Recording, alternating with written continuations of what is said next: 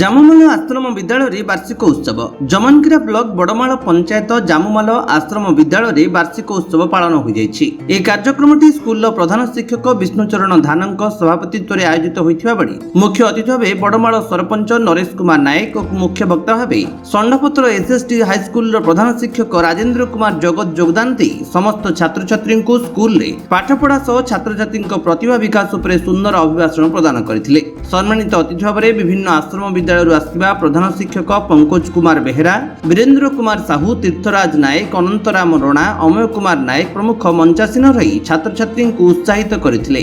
ଆଶ୍ରମ ସ୍କୁଲର ଶିକ୍ଷୟିତ୍ରୀ ସୁନନ୍ଦା ପଟେଲ ବାର୍ଷିକ ବିବରଣୀ ପଠନ କରିଥିବା ବେଳେ ଶିକ୍ଷକ କ୍ଷୀରୋଦ ଚନ୍ଦ୍ର ନାୟକ ମଞ୍ଚ ପରିଚାଳନା କରିଥିଲେ। ଶେଷରେ ଅତିଥିଗଣଙ୍କ ଦ୍ୱାରା ଖେଳ ପ୍ରତିଯୋଗିତାରେ ଚାମ୍ପିୟନ ହୋଇଥିବା ଛାତ୍ରଛାତ୍ରୀଙ୍କୁ ପୁରସ୍କୃତ କରାଯିବା ପରେ ଛାତ୍ରଛାତ୍ରୀଙ୍କ ଦ୍ୱାରା ନୃତ୍ୟ ସାଂସ୍କୃତିକ କାର୍ଯ୍ୟକ୍ରମ ହୋଇଥିଲା। ଏହି କାର୍ଯ୍ୟକ୍ରମକୁ ସ୍କୁଲର କର୍ମକର୍ତ୍ତା ସୁନୀଲ କୁମାର ନାଗ, ତପସ୍ୱିନୀ ମାଝୀ, ମହେଶ୍ୱର କାଲୋ, ରୋହିତ ନାୟକ, କୈଳାସ୍ୱିନୀ କାଲୋ, ରାଇବରୀ ମୁଣ୍ଡା ପ୍ରମୁଖ ସହଯୋଗ କରିଥିଲେ। ଶେଷରେ ଶିକ୍ଷକ ସରୋଜ କୁମାର ପଟେଲ ଧନ୍ୟବାଦ ଜଣାଇଥିଲେ।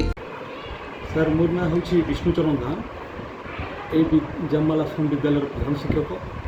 ଆଜି ଆମ ବିଦ୍ୟାଳୟରେ ବାର୍ଷିକ ଉତ୍ସବ ଅନୁଷ୍ଠିତ ହୋଇଯାଇଥିଲା।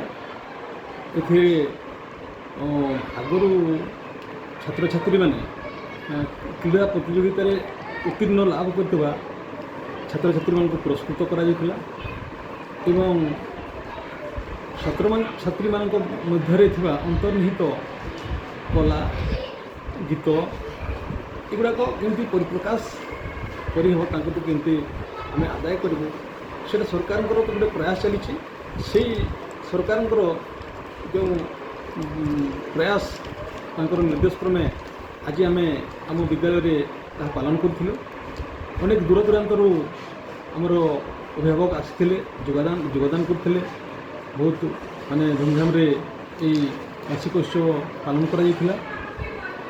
ଛାତ୍ରଛାତ୍ରୀମାନଙ୍କ ମଧ୍ୟରେ ଆନନ୍ଦର ବାତାବରଣ ସୃଷ୍ଟି ହୋଇଥିଲା। ଜମନକିରାରୁ ଅବ୍ଦୁଲ ଗୁଲାମ କାଦିରଙ୍କ ରିପୋର୍ଟ, ବିଶ୍ୱ ବିଜୟୀ ନ୍ୟୁଜ୍ ଓଡ଼ିଶା।